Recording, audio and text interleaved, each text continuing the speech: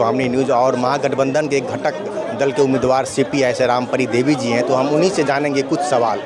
Ma'am, Modi सरकार कह रही है बार बार कि 400 पार 400 पार, क्या सच में ये सरकार 400 पार ला रही है या ये अपने आप को कहीं ना कहीं मनोबल बढ़ाने के लिए बोल रही है, क्या है? देखिए, उनका लतीफ़ा है, समझ गए ना, और एक ही लतीफ़ा बोलते हैं भाइयों बहनों, सुनते हैं, एक ही उनका है कि जो हम विकास किए हैं। लेकिन सवाल है कि विकास का मापदंड क्या है?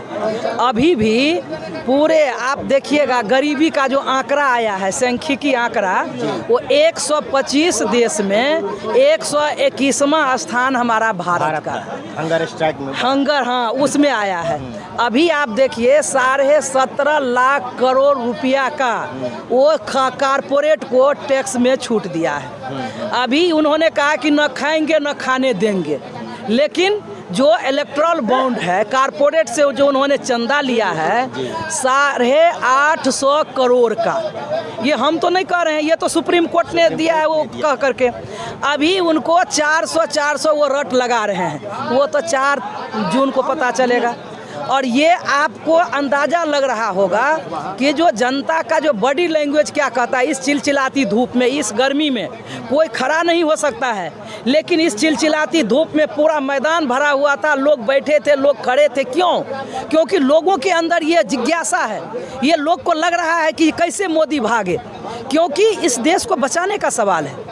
अब उनको महंगाई नहीं दिखाई देता है, बेरोजगारी नहीं दिखाई देता है। जब महंगाई या बेरोजगारी की बात विपक्ष करते हैं, भ्रष्टाचार की बात करते हैं, तो एनआरसी की बात वो लाते हैं, तब ये सीए की बात लाते हैं, और तब वो जो है क्या बात लाते हैं, ये परिवारवाद लाते हैं, और तो कुछ नज़र नहीं आता। इसीलिए मैं सीपीएम की नेता हूँ स्टेट की, और मेरा जो ये अनुभव कहता है कि केरल में सीपीएम की सरकार है।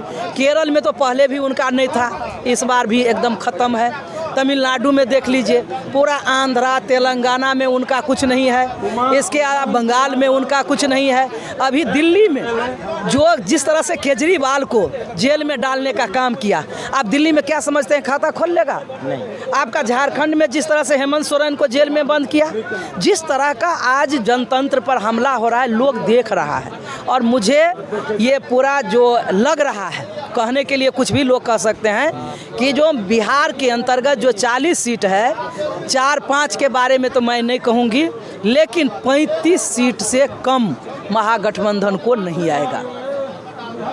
उत्तर प्रदेश में भी इस बार समाजवादी और कांग्रेस एक साथ है, इसीलिए उत्तर प्रदेश में भी जोगी का नहीं चल रहा है।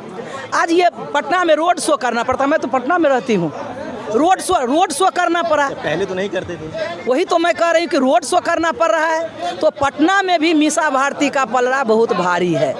तो इसलिए ऐसी बात नहीं है। आप इस देश की जो राजनीति है उसको आप पहले भी देखे हैं, 77 में बदला है, जब और बिहार जब करवट लिया है, तब दिल्ली में के सत्ता हाँ करवट लिया है। और इस बार बिहार की जो राजनीति है, वो राजनीति से आप भी अवगत होंगे, आप तो मीडिया वाले हैं, और मुझे ये लग रहा है कि बिहार इस बार छलांग लगाने वाली है, और बिहार छलांग लगाएगी तो दिल्ली में इस बार जो है मोदी को पता चल जाएगा। अच्छा मैम, अगर आपकी सरकार बनती है तो युवाओं के लिए प्रथम प्राथमिकता क्या और महिलाओं के लिए? देखिए, सबसे बड़ी बात है कि आज बेरोजगारी काफ़ी है, और जिस तरह से आपने देखा पिछले बार कि जो 17 महीना नीतीश के साथ तेजस्वी सरकार में थे, और ये नीतीश का देन नहीं है, ये भी नीतीश जी अभी भाषण दे रहे हैं तो बोलते हैं कि हमने दिया नौकरी, तेजस्वी कह रहे हैं। तो भाई इतना दिन 17 साल आपने क्या किया? 17 साल तो आप अकेले थे भाजपा के साथ, डबल इंजन की सरकार थी, तो ये 17 महीना में ही 5 लाख को क्यों नौकरी मिली? इसका कहीं ना कहीं स्पष्ट मतलब है कि तेजस्वी के जो नौजवान हैं उनके दिमाग में है कि जो नौकरी मिलनी चाहिए। इसीलिए जो ये वादा अभी महागठबंधन और जो इंडिया गठबंधन है, इंडिया गठबंधन का जो 24 सूत्री जो घोषणा पत्र आया है, उसमें ये जो तमाम बातें हैं, जिसमें 500 रुपया गैस सिलेंडर का है, प्रत्येक रक्षाबंधन के मौके पर महिला को 1 लाख रुपया देने का है, और ये युवाओं को नौकरी देने का है। तो मैं समझती हूँ कि जो ये सही है, और ये परिवर्तन होगा। जिस तरह से किसान का, आज तो ये हिंदुस्तान किसानों का देश है, क्या क्या हो रहा है किसान के साथ? कील ठोके जा रहे हैं। 3 लाख से ज़्यादा किसान आत्महत्या किया, बल्कि उससे ज़्यादा किया है। और जो मतलब दिल्ली के बॉर्डर पर जो लगातार 1 साल तक धरना चला, उसमें क्या हुआ? कितने किसान मारे गए? एक शब्द भी मोदी का या अमित शाह का भाषण होता है? ये किसान का देश है, अन्नदाता है। आज जो एक माचिस जहाँ पर तैयार होता है फैक्ट्री में, उसका दाम तय करते हैं उस कंपनी का मालिक, लेकिन हम आलू पैदा करते हैं, हम उसका दाम तय नहीं कर सकते हैं। उसका व्यापारी कहेगा 3 रुपये किलो, तो हमको 3 रुपये बेचना पड़ेगा, लेकिन वही आलू चला जाएगा गोदाम में तो वो 30 रुपये किलो हो गया। अभी राशन की बात करते हैं हम लोग, तो महिला के बीच में गांव में जाते हैं, कह रहा है कि जो 4 किलो 5 किलो राशन अनाज फ्री में मोदी दे रहा है। अपना बाप घर से दे रहा है मोदी ये राशन। कोरोना के समय में हम लोग ये लाल झंडा वाले हम लोग लड़ करके दिलवाए थे कि लोगों की नौकरी चली गई, लेकिन असली राशन कौन है? असली राशन है सब्सिडी वाला, 2 रुपये और 3 रुपये। ये कहाँ गया? हमको तो पता है कि जो अगर 24 में इनकी सरकार आएगी तो सबसे पहले राशन प्रणाली को ख़त्म करेगा, सबको भूखे मारेगा।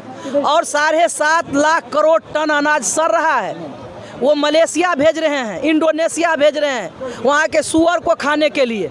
आज वो कह रहे हैं कि गौ हत्या, बीफ कंपनी वाले से कितना लिया है वो चंदा? इलेक्टोरल बॉन्ड के रूप में। इलेक्ट्रॉन बॉन्ड के रूप में।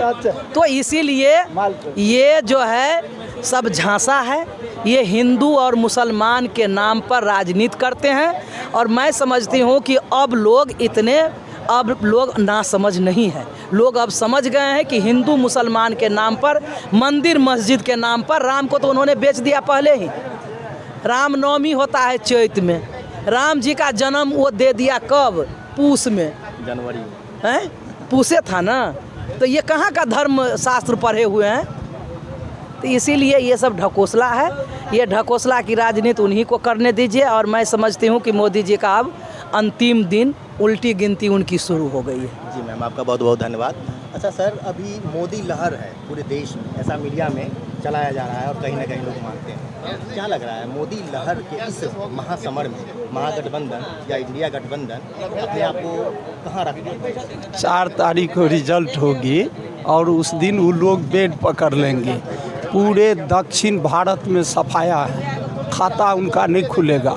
हिंदी भाषी में भी यूपी उनके हाथ से गया, बिहार उनके हाथ से गया, बंगाल में नहीं है, दिल्ली हरियाणा पंजाब कहीं नहीं है। अब तो 400 का जिक्र भी नहीं करते हैं, क्योंकि इंडिया अलायंस का सारे संस्थान, सारे इलेक्ट्रॉनिक मीडिया जो अपने ढंग से सर्वे किए हैं, उसमें 300 प्लस आ रहा है। इंडिया अलायंस समर्थित लोगों का, जनता का, किसानों का, मजदूरों का इस बार दिल्ली में सरकार बनेगी और मोदी जी भाजपा वहाँ से हटेगी।